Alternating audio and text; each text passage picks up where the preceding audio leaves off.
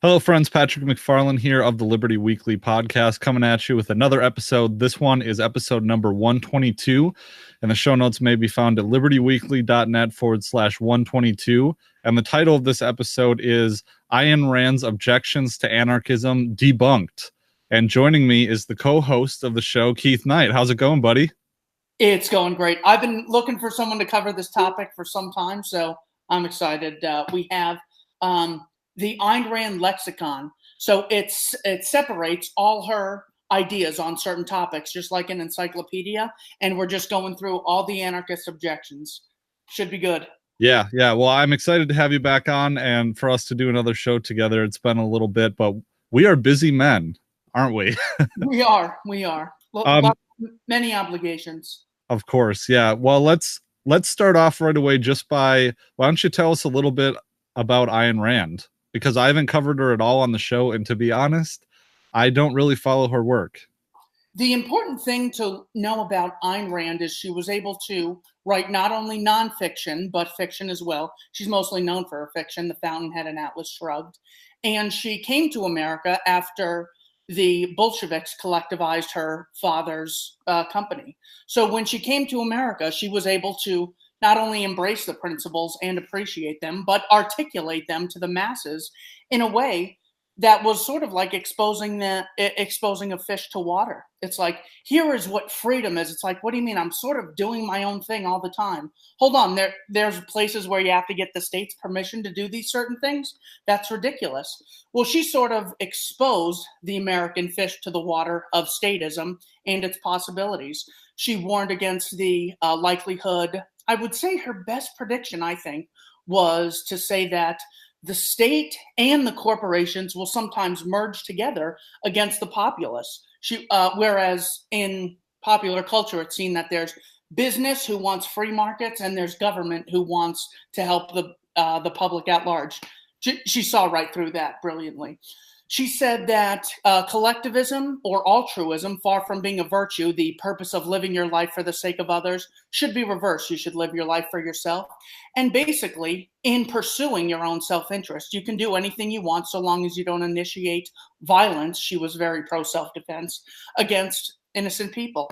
That's her short bio, and that's her link to libertarianism. Well, so before we jump into the actual quotes that she made, why don't you answer, why do people hate Ayn Rand so much? The hatred of Ayn Rand really stems from the fact that she doesn't fit the woman advocating big government and advocating feminism. It's always seen as, in order for Blacks or the poor or certain groups that you belong to, if they don't advocate big government, they're somehow or another sticking up for the man or the status quo. So she really throws a wrench in the typical thinking that way. I really think they don't like her because she really laid out a consistent philosophy. Everything about, well, she's selfish. Well, all the presidents you worship have engaged in theft and mass murder, and you're against selfishness. So the only consistency that I can find in Ayn Rand haters is she did not use the typical arguments for or against statism. Against statism might be, well, it lacks in efficiency. She really made arguments on principle. Also, it is important to create a man against woman, Black against white sort of conflict in society. So when someone says, oh, there's a conflict so big, that's why we need a big government to respond. Only a big government can solve this problem. When someone says government isn't the solution and the free market is, well, obviously you're just signing up for the SPLC hate list. Well, and then so why is it that people connect Ayn Rand to libertarianism? Because I guess one of the first things I get from a lot of people when I tell them that I'm a very radical libertarian rather, is that they always say something about Ayn Rand. And I'm like, actually, I don't read Ayn Rand. Maybe I should read Ayn Rand. But what I usually say is that, well, Ayn Rand didn't like libertarians and called them the hippies of the right. So is that a true quote? Am I running afoul? I'm actually not sure, but there's a difference between people who have embraced the libertarian culture and made it something or another versus the philosophy. She made it very clear on her first episode, on her first appearance on Phil Donahue, what the root of her philosophy is. And she says, I am the archenemy of force, of initiating force. Now, why force? Why not voluntarism? Why are you against that? She says, well, it stops individuals from engaging in reason, what makes them human in the first place.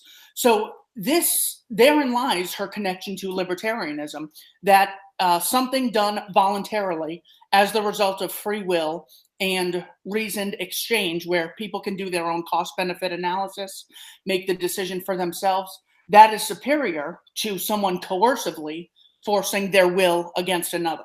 That is her link to libertarianism, the embrace of self-ownership, self-rule, and the non-aggression principle, even though she wouldn't use those words. But the philosophies are identical, and that's why it's interesting that she'll bash libertarianism or anarchism. Right. Well, I mean, we'll get into that in just a second here, but I think that maybe the reason why I always kind of try and distance myself from Ayn Rand is because one, I actually I can't say honestly that I follow her work, and two is that it's an immediate turnoff with people. Like, because people have conceived in their mind that they know exactly who Ayn Rand is and what she stands for, and they hate her on principle. So if you want to get anywhere with these people, it seems like you just have to disavow her. Whereas people haven't heard of Murray Rothbard or Ludwig von Mises or, yeah. So what do you think about that? Well, Ayn Rand is not easy to relate to. An immigrant with a thick accent who's very old, she's not easy to relate to. She's not talking about topics of the day. So it's very easy to say, this is the face of libertarianism, this thing you can't relate to, that's old, that's outdated, she's bitter, she's angry, she doesn't like the Palestinians or the Iranians, even though she's more anti-war than all Democrats and Republican nominees today. Yeah, that would basically be the reason I think that it's so hard to relate to her. Also, there is the fact that she wrote fiction. So it's much harder to grasp it. And to be honest, I haven't even read her fiction work. It was just her nonfiction that blew me away. There were two books, The Virtue of Selfishness and Capitalism, The Unknown Ideal. That's what really turned me on to her work and her ability just to explain business cycles, why some countries are rich, why some are poor, the difference between a moral society, how the Bolsheviks used the kulaks as the reason to gain power, how the National Socialists were leftists who just used the Jews as a reason to gain power. Now, of course, left and right means something different in America than it does in Europe, and the Nazis would be considered right-wing there, but just her ability to really analyze history, I think, is another reason she needs to be hidden from the masses, because she does such a great job of exposing it. Yeah, well, it's really easy to dismiss someone's ideas when you feel like I know what that's all about. I'm not going to touch that. Ayn Rand bad. So we're just going to put that in that category. But so maybe one last thing here. My cats are misbehaving. So one last thing here. Do you listen to Rush at all?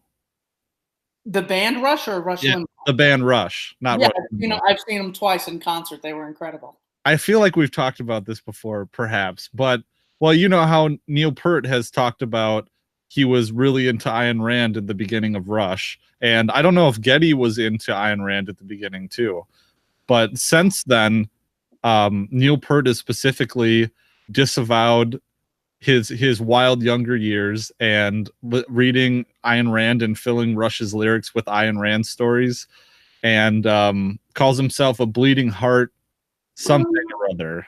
So that's just an example of people, distancing themselves because it's not in vogue to like Ayn Rand. Of course it's not, even though it should be with all this female empowerment. What's more empowering than escaping this evil regime and going to a new country, working for pennies on the dollar, learning a new language, and writing two of the most best-selling books ever, and developing a brilliant philosophy, something that hasn't been, probably the best thing since Aristotle.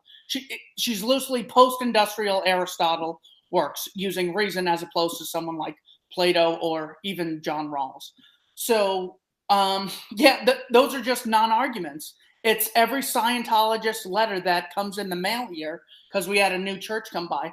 I used to be lost, but then I found Scientology. Well, just the fact that you changed is not an argument.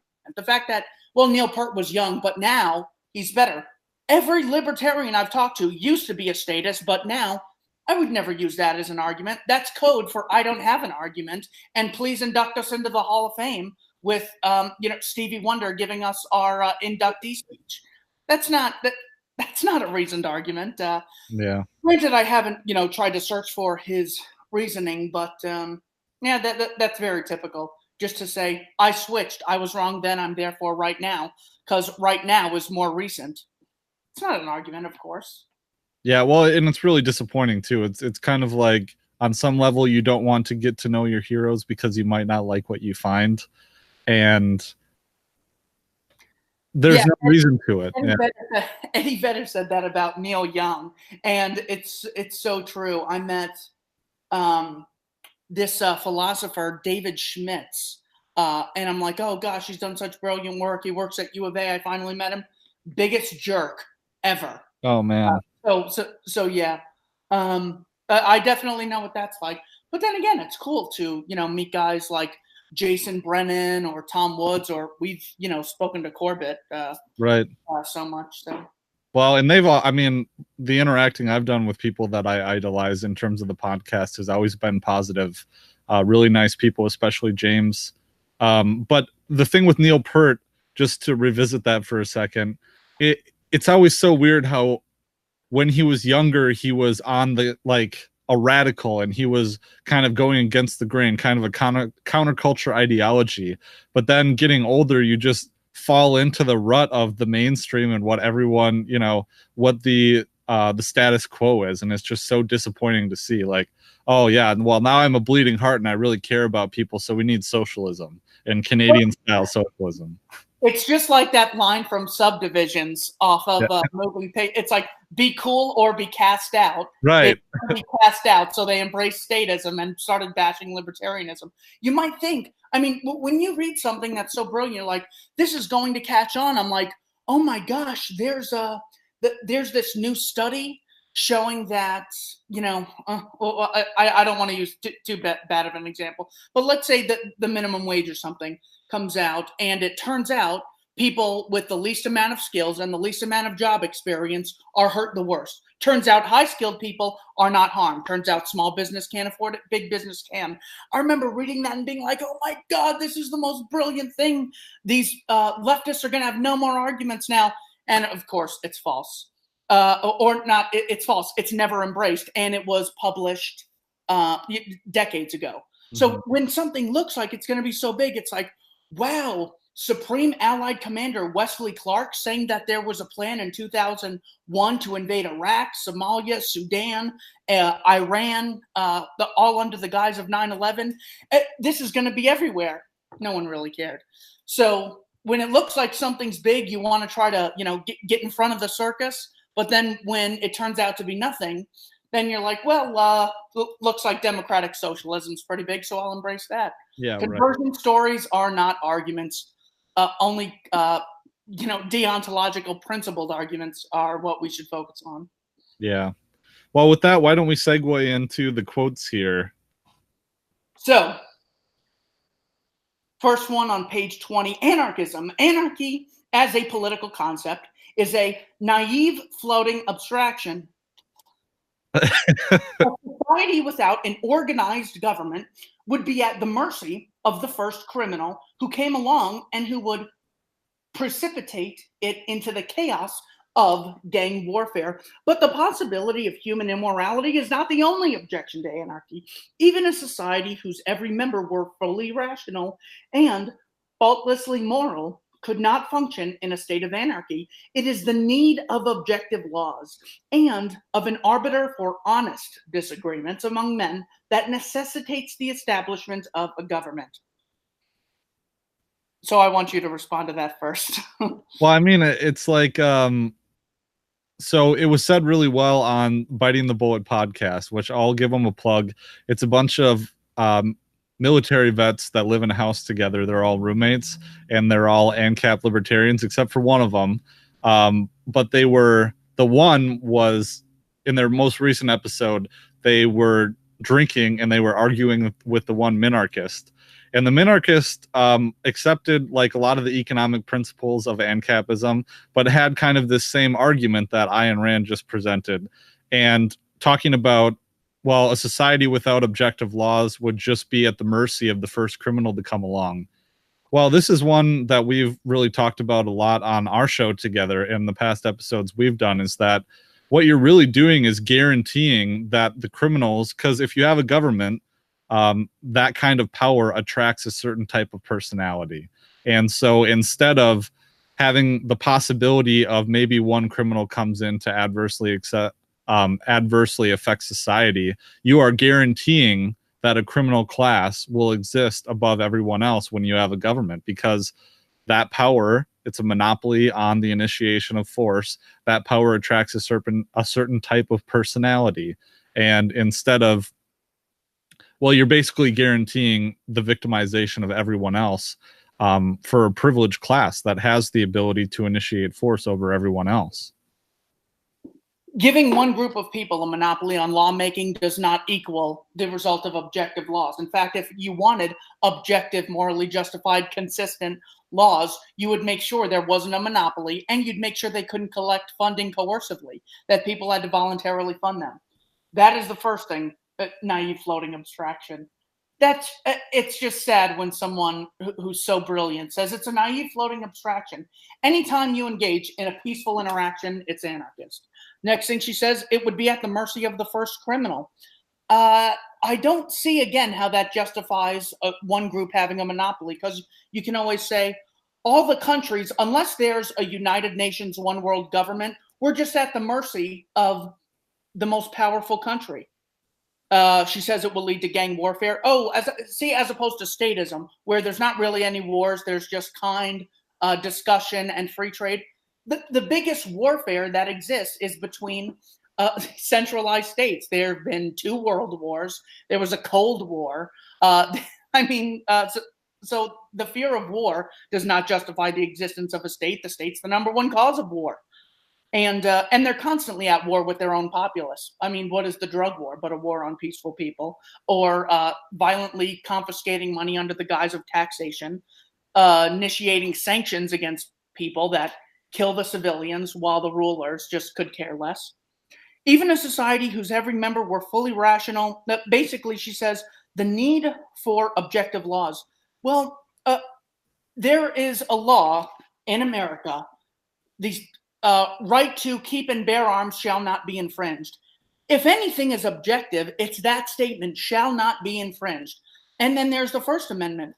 The judges in the government could not disagree more on what those mean. So even when you have clearly objective terms, the government judges can't agree amongst themselves. So it's not that anarchism's perfect, statism has faults. They're both faulty. Neither can have objective, total objectivity, because they're run by humans. So should humans have total competition and voluntary funding, or should some humans have rights no others have? That's really the bottom line. So she's saying something that applies towards every system, human beings are faulty, and then pinning it on the anarchist system when it applies to her system more than anything else. Arbiter for honest disagreements. Again, it's much better to have a voluntarily funded arbitration agency that faces competition rather than a coercively funded monopoly. Well, she's really precluding the possibility of polycentric law and competing forums for the production of laws. And this is something that we've seen throughout history that, I mean, I've done shows on this, but Stefan Kinsella, again, he was on a show just recently. It was with Corbett. He did a show with Corbett, and he was talking about international law. And I've found this myself, that in mainstream legal productions about, mainstream legal publications and papers about international law, it's it's pretty well, I mean, this idea of polycentric law and law without the state, it's not heterodox. It's not outside of the mainstream. I mean, in that forum, in international law, it is very much accepted that a polycentric legal order can exist, and in fact has existed throughout millennia, throughout human civilization. So I don't understand how she can just throw the baby out with the bathwater in terms of, and another thing I don't understand is how her statement on Donahue jives with that quote when she says that she's the enemy of the initiation of force. Yeah. So we'll read the other ones, and she tries to clear it up. This could be a problem of definitions where we don't know what she's defining as a government, but because it's really hard even when she tries to define it in her other works. But as far as the need for laws, it's much more. It's not like food or water where it's objectively needed for survival. Imagine going to a town you've never been to without reading any of the laws, or a different state or a different country without, is it possible to go to a different country without reading all the laws that are in that country? Basically, what you do is you almost use the NAP universally, because if you're like caught stealing, I mean, Otto Warmbier is stealing in North Korea. It's something. So it's like, even in North Korea, this totally foreign place, stealing's wrong. Of course, they're evil. They shouldn't have, done that to him. But when I went to France and Italy, I've been to like half of the US. And it's not like, well, I only know what to do if I first read the laws. These are customs that result of decades of voluntary exchange and people finding out beneficial ways to cooperate. So the claim that we need laws or else terrible things happen, we constantly are ignoring laws. How many laws that are in America have you read? I mean, what percentage of the law legislation have you actually read? Well, how is anyone alive doing things? Of course, it's more of a smokescreen. All right, we got a few more of these, so let's go. If a society provided no organized protection against force, it would compel every citizen to go about armed, to turn his home into a fortress, to shoot any strangers approaching his door, or to join a protective gang of citizens who would fight other gangs formed for the same purpose, and thus bring about the degeneration of that society into the chaos of gang rule, i.e. rule by brute force, into perpetual tribal warfare of prehistoric savages. The use of physical force, even its retaliatory use, cannot be left at the discretion of individual citizens. Peaceful coexistence is impossible if a man has to live under the constant threat of force to be unleashed against him by any of his neighbors at any moment, whether this neighbor's intentions are good or bad, whether their judgment is rational or irrational, whether they are motivated by a sense of justice or by ignorance or by prejudice or by malice. The use of force against one man cannot be left to the arbitrary decision of another. Patrick. Well, I think she's precluding the idea that people generally do not want to risk everything that they have, which is their life, for a small payoff, because without so the way that the state operates kind of guarantees that yes, we can get into wars and we can use armed conflict to get what we want, but they socialize the cost in terms of taxpayers, in terms of the populace will take. I'm talking specifically about war, but that's what she's kind of talking about. Police too, is that they can recruit these people. They socialize the cost of it for the most part. And then when you lose a few soldiers or when you lose a few policemen, it doesn't matter. It doesn't really matter because we're drawing from this big well. But when you put someone out there who really is sacrificing everything that they have for not very much benefit, that is kind of, it's naturally, it prevents people from doing that, from risking everything. And when you don't necessarily, you're not relying on extorting your fellow man for your own survival or your family's survival, why would you just mess with someone else's stuff when you don't really need to? And I think that would have to be the reality in the situation that she's talking about, is that well, the only way in an anarchist society that we can provide for our family is to take from someone else. It just doesn't really make sense. Yeah, also she's not explaining what species are these things that are, using violence. She's like, well, people, those are individuals.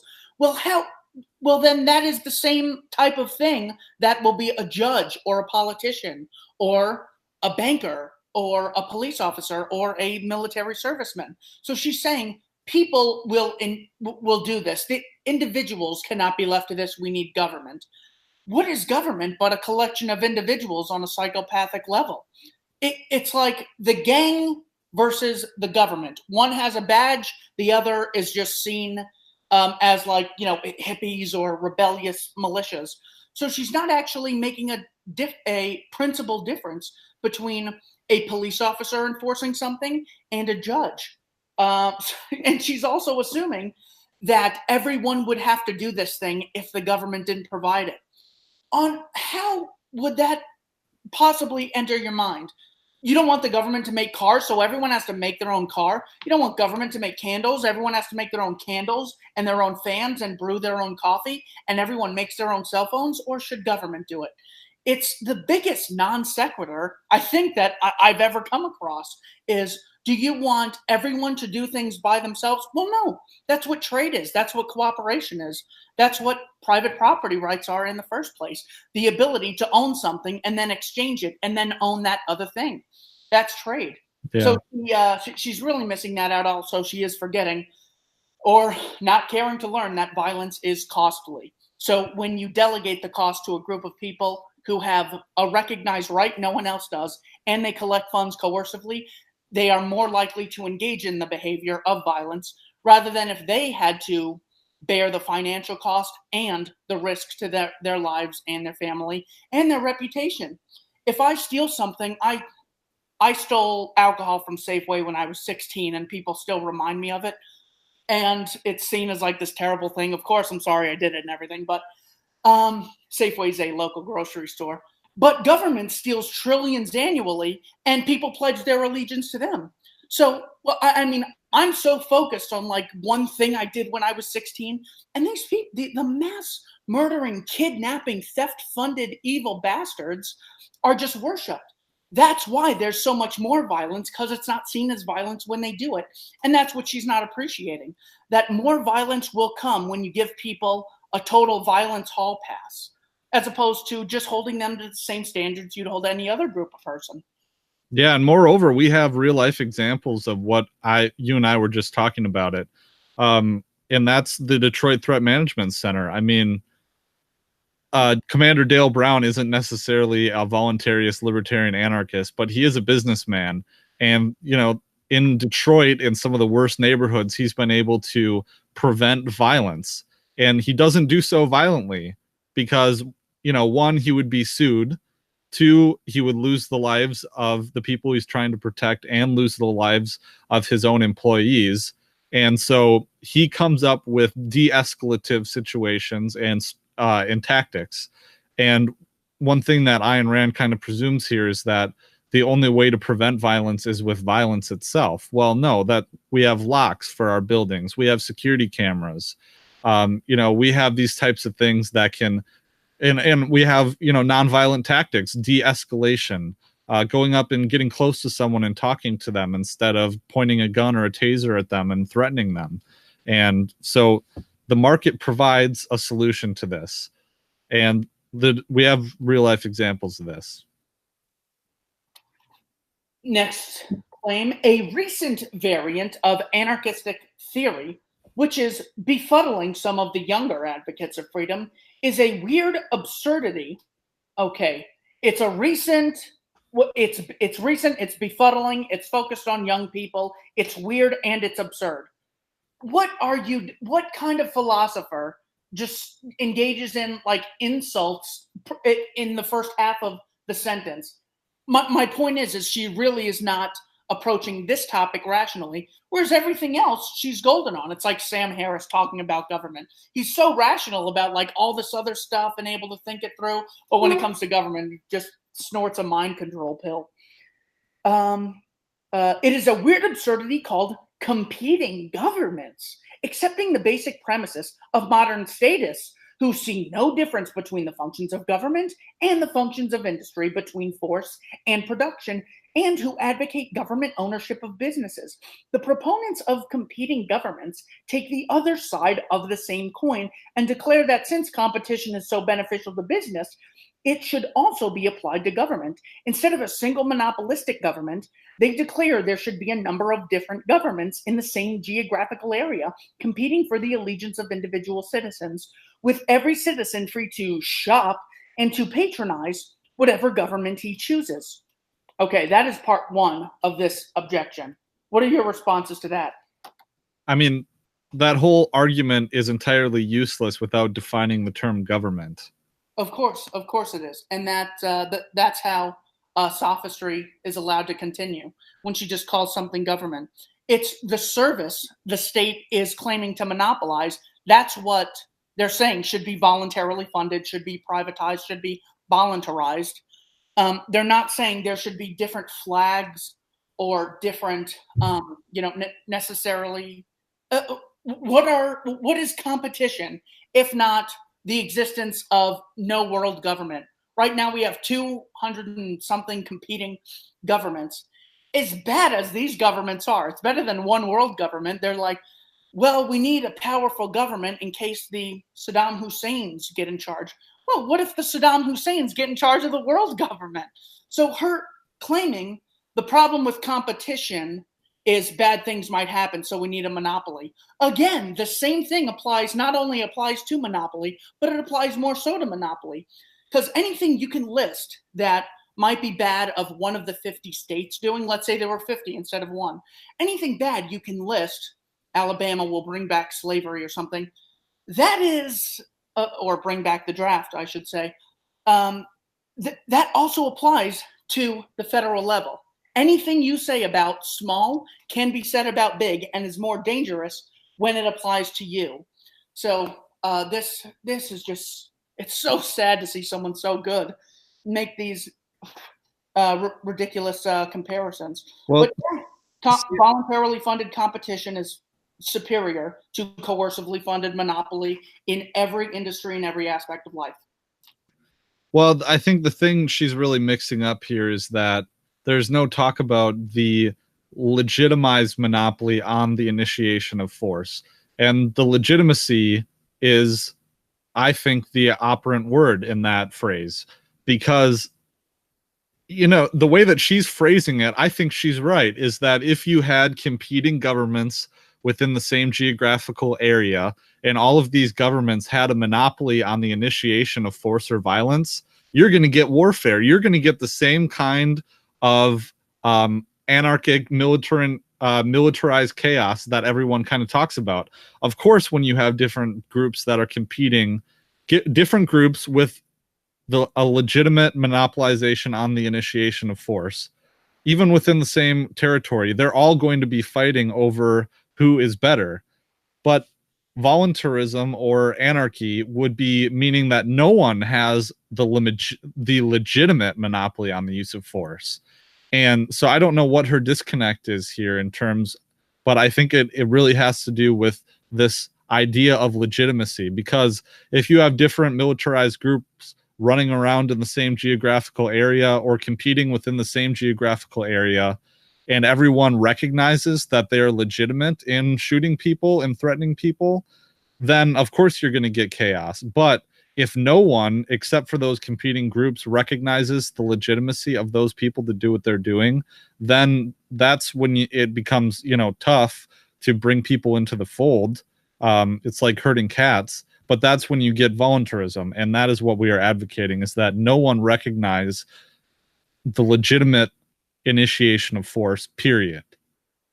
So exactly. Where should we, yeah. So instead of saying that, I think what she's thinking is there's a government that has extra rights. A lot of other places and groups should also have extra rights.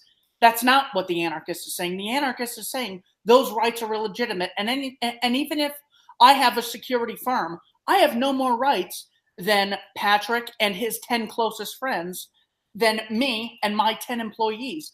The difference is the security firm allocates resources, time, and effort into learning how to prevent those things. But no one has any more rights than anyone else. So I think she is, I think it's the word force. She's not recognizing defensive force versus the initiation. And government, she is assuming it's a collective way of achieving the ends of securing persons and property. And that's totally false. There, as you mentioned, there's the Nest door cameras, there's locks, there's guns, there's knives, there's, there's nunchucks. There's a ton of non-governmental ways you can protect your life. In fact, most of the people protecting their lives is against the government, who's like, and gosh, there's so much insecurity, like when you have a government, that total violence is going to break out. Are we going to go to war with Venezuela? Oh, no. Okay. Maybe North Korea. Oh, no. Maybe Iran. Oh, maybe China. Oh, Russia's our enemy. So this illusion that property is safe when there's a state and people are secure, but when there's no monopoly on violence, oh, then bad things might happen. This is the worst condition when you say, you guys have rights, no one else does, and then everyone watches them saying, oh, please don't start a nuclear war. I mean, if you go to war with Iran and Russia and China are on their side, I mean, dear heavens, what, the war that Bibi's been pushing for decades since he wrote his book in the 80s.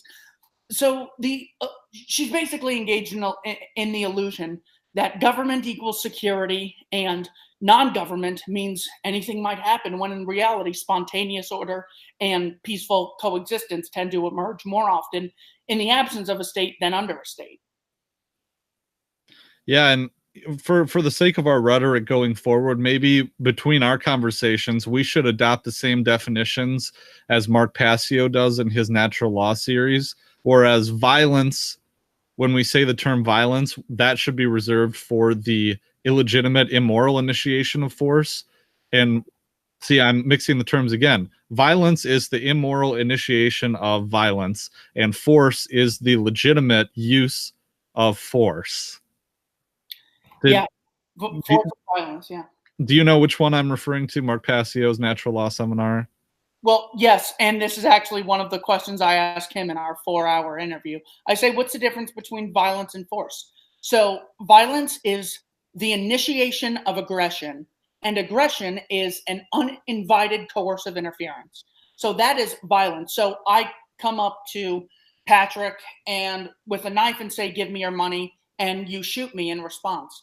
You have used force. I used violence. There's only one violent act because I am making a peaceful situation violent. I'm turning it into the initiation of aggression. You are using defense, self-defense, to stop the aggressor.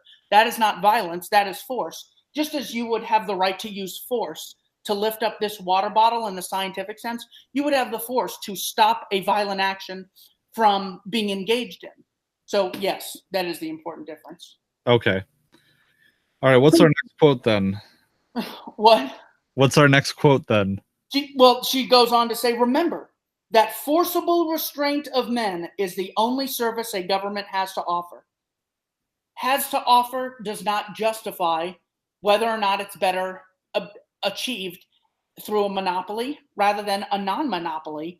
I don't know if there should be one firm, two firms, 1,000 firms. That should be the result of spontaneous order and individual voluntary association, voluntary funding.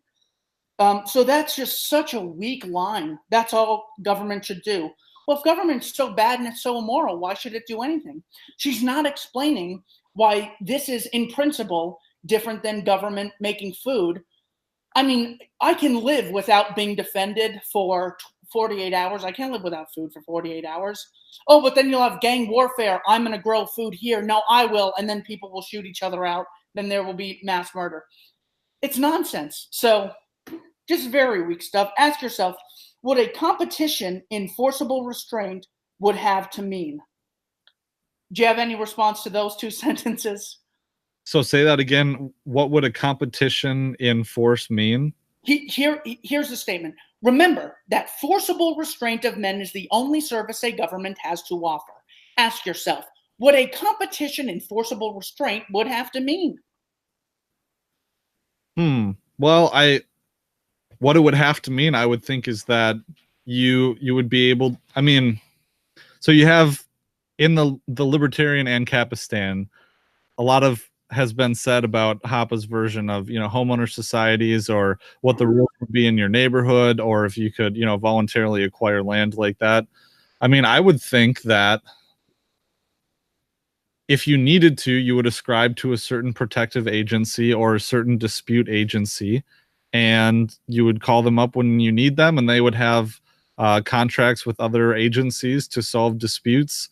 A lot of it would be kind of liquidated in the sense that a lot of these arrangements would be prearranged beforehand. A lot of the way that insurance companies handle car accidents, specifically the property damage from car accidents.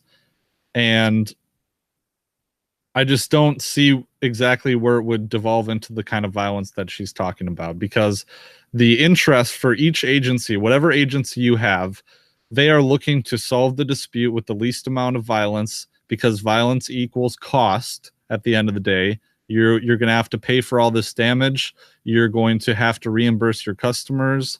If you end up responding to a situation and someone dies, well, first of all, you're going to have to reimburse the cost. Second of all, you might get sued in a lengthy litigation process. And third of all, your other customers are going to see, well, ABC dispute resolution company showed up and they ended up going to war with DEF, dispute agency company. Maybe we won't hire their services anymore because, well, we don't like our stuff getting blown up or our dogs shot or flashbang grenades being thrown into our children's cribs. So maybe we won't go that route anymore. And then so ABC dispute resolution company loses money, and they will continue to lose money in customers, and they have no way to recoup that loss because they don't have the power to extort money from people violently against their will. They have to satisfy the customer. So that's how I would envision it. Long story short, she's not justifying the existence of a state when she says, what will competition look like? Playing the psychic game, asking you to be a psychic. Right now, again, there is competition between the current existing countries because there isn't necessarily a one world government. And so to say the existence of competition will lead to unsound, undesirable results, therefore one monopoly is legitimate, that you're not actually making the case. And I think she's making more of a reality claim, like just let your mind run if you had different people doing different things, enforcing different laws. Well, you already have every business that has a product deals with 50 other businesses to acquire the products to make their end product. They have disputes all the time. So what they do is they recognize it's both in their best interest to go to a third-party arbiter. And the existence of a state obviously does not stop disputes. The biggest, most violent property rights violating disputes are the result of government wars, of legislation that confiscates property. I mean, when I saw the Washington Post headline of civil asset forfeiture this year has now surpassed home robberies or robberies, it's like that's civil asset forfeiture alone. That's not even the Fed's inflation policy that hurts the purchasing power of the dollar. That's not even taxation. That's not even compliance with regulation. So, again, these are just terrible things that could happen. Of course, there's going to be disputes in the absence of a state. The existence of a state does not stop disputes. It makes them more lethal, honey. So, oh gosh, it's just devastating. Don't meet your heroes. Don't read about your heroes. We're just going to have to start our own thing here. One cannot call this theory a contradiction in terms, since it obviously devoid of any understanding of the terms competition and government. Holy projection. Nor can one call it a floating abstraction, since it is devoid of any contact with or reference to reality and cannot be concretized as at all. I don't even know how concretized can't be concrete at all, not even roughly or approximately. One illustration will be sufficient. Okay, so this is This is a litmus test. When someone says, I have one argument, I have one illustration, just listen to this. So this is her best one, and everything else is worse than this. So if we can get a hold of this one, then I think we're good. One illustration will be sufficient. Suppose Mr. Smith, a customer of government A, suspects that his next door neighbor, Mr. Jones, a customer of government B, has robbed him. A squad of police A proceeds to Mr. Jones's house and is met at the door by a squad of police B, who declare that they do not accept the validity of Mr. Smith's complaint and do not recognize the authority of government A. What happens then? You take it from there. This is the best she can do. I mean, this was answered pretty succinctly by David D. Friedman in The Machinery of Freedom. And I guess what I already outlined about competing dispute resolution systems would take care of this pretty easily. A lot of these agreements would be enforced beforehand through contractual relations between these resolution firms. Okay, you don't think that they could foresee the possibility of one client stealing from another client and there being a dispute? I think it would be set up beforehand that there would be a burden of proof. So Mr. A with government or dispute resolution service A suspects that his neighbor B was stealing from him. Well, it is beforehand in Mr. A's contract with his dispute resolution agency. There's an agreement between government A and government B, and government is not the right term for these agencies. But there's an agreement beforehand that there is some kind of a burden of proof that a customer of government A would have to present to government B before they could go forward with any kind of recoupment or lawsuit. It would probably be a preponderance of the evidence standard, which is probable cause. It might be probable cause, which is lower than a preponderance. Probable cause is like 30 or 40% sure that this happened. Preponderance is 50% sure. But so you suspect that that our client stole from one of your clients. Well, let's do like a warrant. We'll review this evidence and information, and if you satisfy the standard, then we'll go forward from there with the legal proceeding. If everyone shoots each other, everyone's going to lose money and customers. I mean, it's just pretty simple. That's why it's just incredible. Who has the incentive for there to be a shootout and a bunch of people die and a bunch of people lose money? So my first approach is the parties involved have the incentive to come up with a peaceful resolution. Just as any restaurant works with Visa, MasterCard, American Express. They work with financial institutions. Those people constantly get into disputes. Cell phone companies constantly get into disputes. Internet servers, or there's people who produce the product. There's people who make the product. And then there's the retail. There are constantly disputes between those three organizations, and they don't say, all right, we're going to court. Is Judge Judy free within the next month or so for us to bring this to her? They use private arbitration all the time. And then my sarcastic answer is, well, what's going to happen is if there's ever a dispute, there's going to be a world war, and then the world war is going to happen again. Then they're going to nuke 100,000 innocent people. Then there's going to be a Cold War in which 3 million Vietnamese people die. That's what's going to happen if there's ever a dispute between neighbor A and neighbor B. I mean, come on. How do you not see that the existence of a monopoly, coercively funded state does not address this problem? It exacerbates it. Oh, that's just terrible. It's just terrible. I mean, precisely her whole point, going back to the other quote about, if we have these competing governments, it will just be chaos.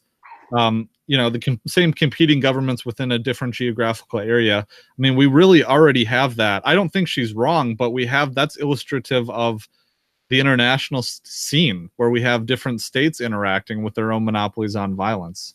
And that's precisely the point that you just made. Next one, the common denominator of such advocates of competing government is the desire to escape from objectivity. Objectivity requires a very long conceptual chain and very abstract principles to act on whim and to deal with men rather than with ideas, i.e. with the men of their own gang bound by the same concretes is the way you pronounce that, yes.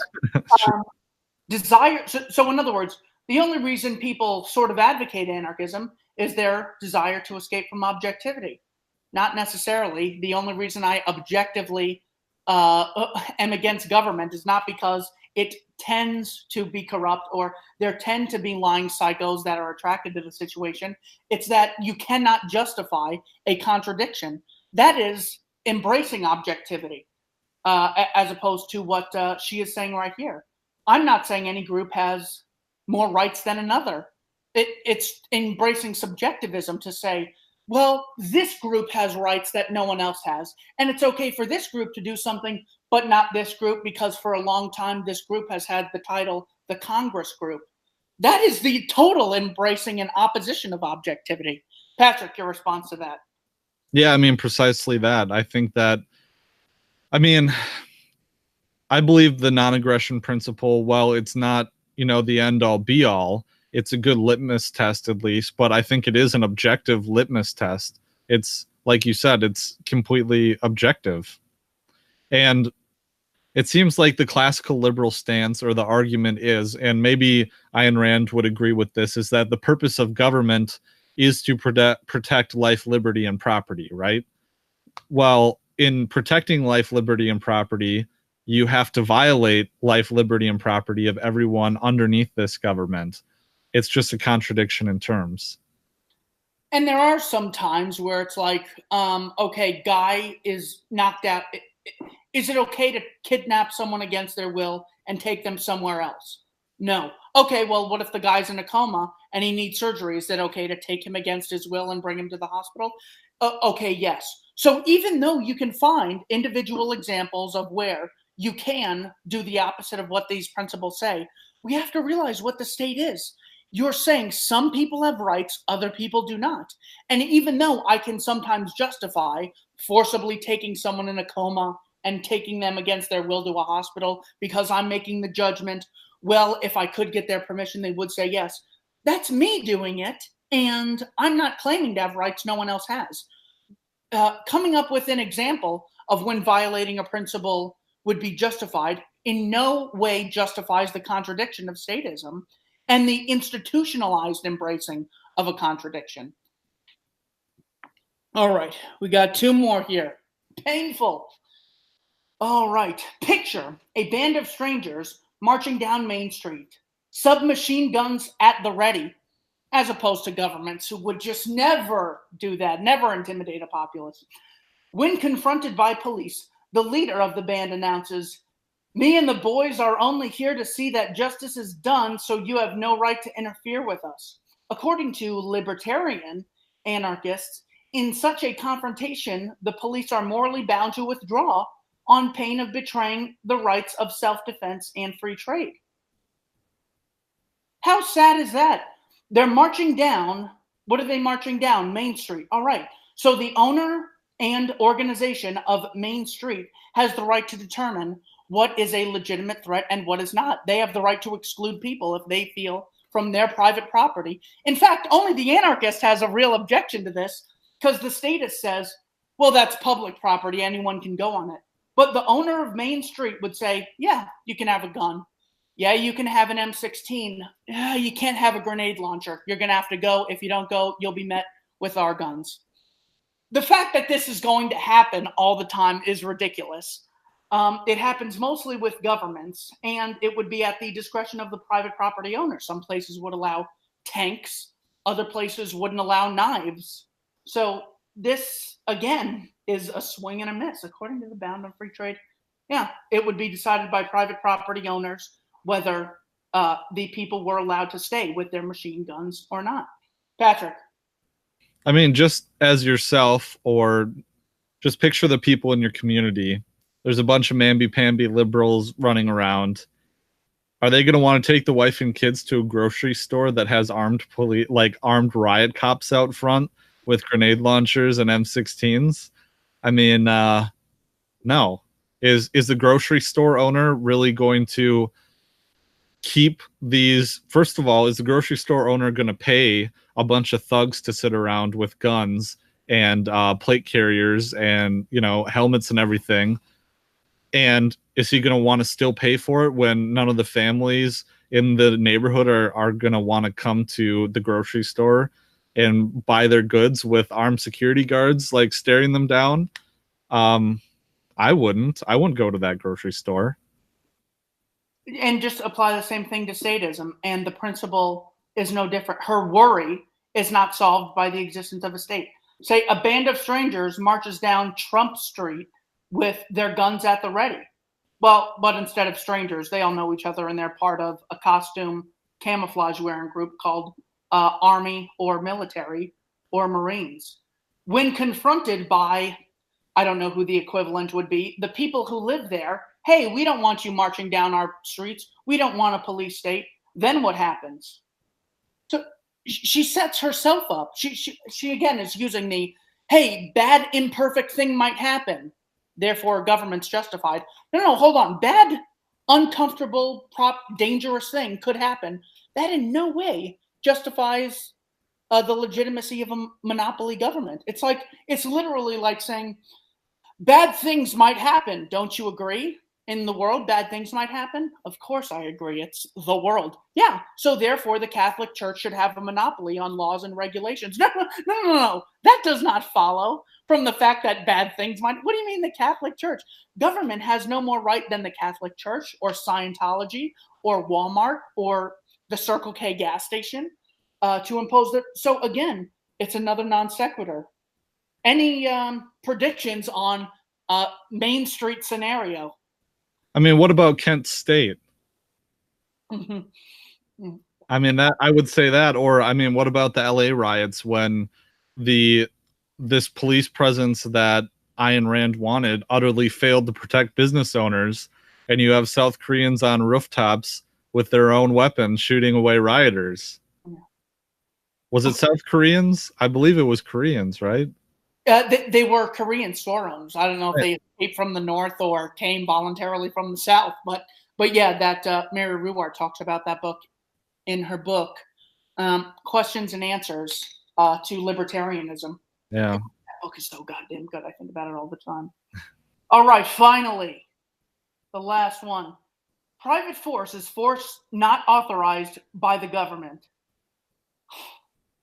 I don't think I've read this already. Unless she's just making a distinction without a principal difference.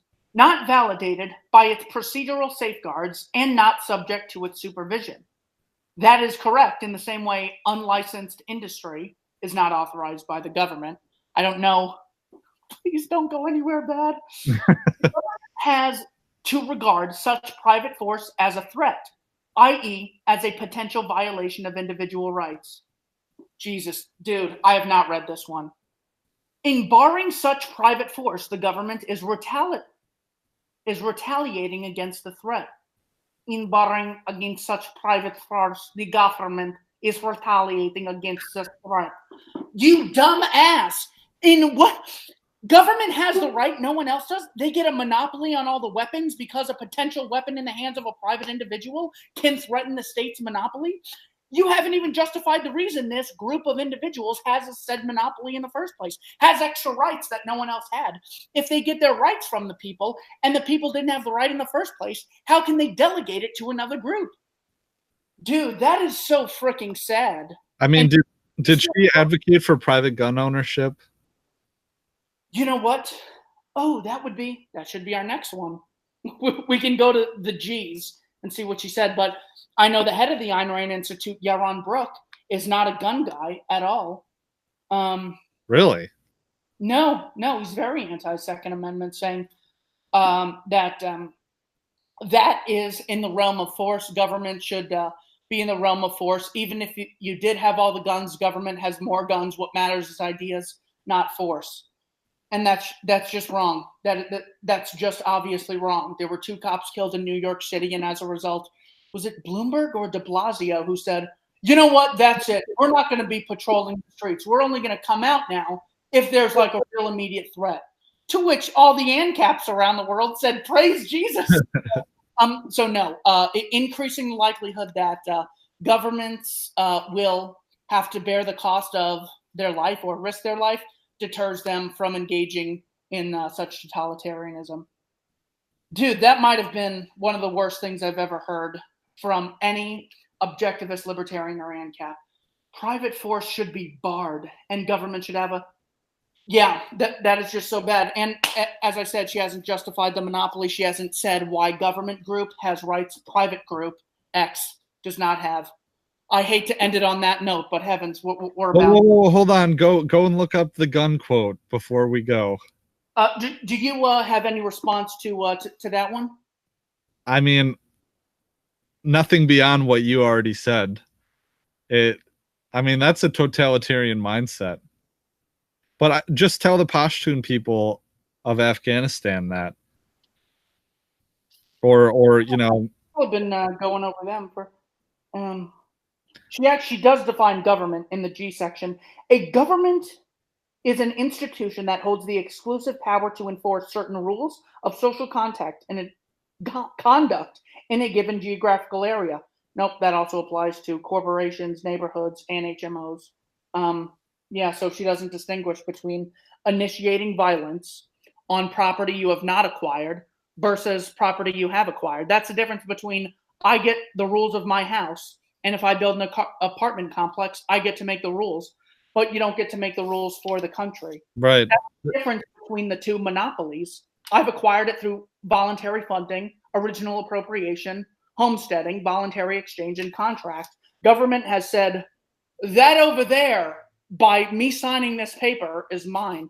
And they get it from another group of psychos who didn't acquire it voluntarily in the first place. This is really a dumpster fire, Keith. I had not read that last one, I swear. You know what? It's not under G. It's not under guns. Maybe it's under Second Amendment. We can find it later. Because I don't think we've done one just on gun rights. I know it comes up all the time. Yeah, no, we haven't. It'd probably be pretty popular too, but... She has 3 pages on sex. So gun something has to be in here. We'll do that next time. Any final words, Pat? Oh, no. I think that's good, other than just our regular plugs as we close up here. You know, maybe I didn't miss too much by not studying Ayn Rand. Now, we'll get... too bad we can't get Michael Malice on to talk about Ayn Rand, because he's both an anarchist and really likes Rand. So yeah, but this is a blind spot, just like Thomas Jefferson had so many brilliant things to say. Yeah.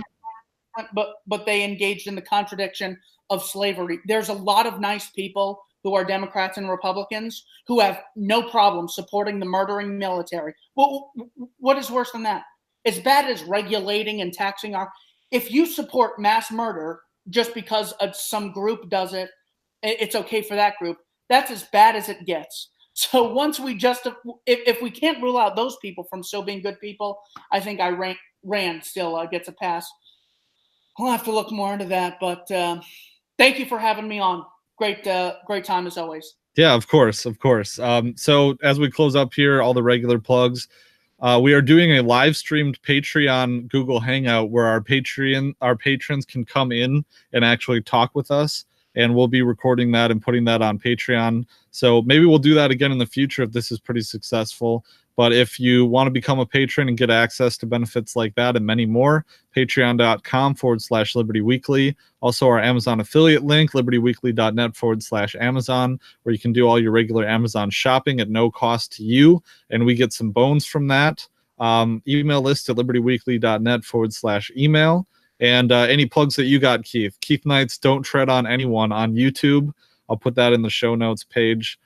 Keith, you've been doing such good work for such a long time, buddy. Well, thanks so much. I try to get at least one video out every 4 days. I try to get something new out, and I got a great collage. It's another long collage, but it's the equivalent. It's still less than 1 day of schooling, which we did 5 days a week for 12 or 16 years. So my next collage, it's terrific. I'll just tell you, it's Jan Helfeld's Socratic Method. It's the best of his interviews of him just grilling these inconsistent politicians. So subscribe on YouTube and BitChute, because YouTube, they are cracking down. They just banned like a ton of Crowder's videos just because the guy from Vox had written a complaint on Twitter. Yeah, So yeah, subscribe on YouTube and BitChute. Everything you get on YouTube. You'll also get on BitChute. It's just a great place to have things archived. Yeah, it's just a matter of time. Just a matter of time. So, well, with that, we'll close up. Thanks, everybody. Show notes can be found at libertyweekly.net/122. Peace.